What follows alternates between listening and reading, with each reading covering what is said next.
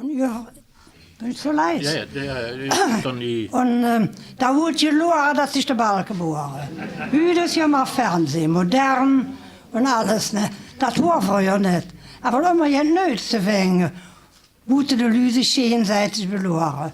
Und hier ist das Stück gewonnen. Und das ist von einem Peter Pilatus aus Tremme. Hat man mich gesagt. Der hat aber auch durch. Kreis, Pottkiene. Das sind die Keimsprossen von den Kartoffeln. Ne? Der Hennes trof seinen Oberkreis und mir raffiniert sich. Er sagt vor Kreis, nu hören's Gott, ich hol lesen der Jadendeel Kiene gepott. Und wat Menschen war, du deset net rohe. Je rote Strüg Erpel stand nu da. Kreis liep nu jou naar der Kellerin und packte einen Mang voll Kiene in.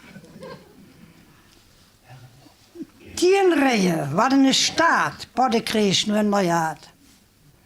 Der Hennes liep stiekum durch jede Reihe und lag überall in der Erpel noch bei. Kiene und Erpel wußte Jod und Pflück, der Kreis wurde bauverfreut verrückt. Die Tiden wurden lang al wut, bis er das Ding die Erpel ut. Der Hennes lade sich kaputt und klärte es in Vrüngner ab.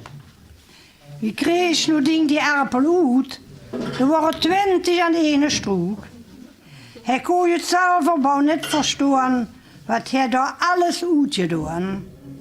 Noch jahrelang hat Kreis vertellt, wie viel Erpel zijn Frau von die Kiene geschält. Noch heute man drüber lachen muss. Voor Kreis, der statt Erpel Kiene gepott.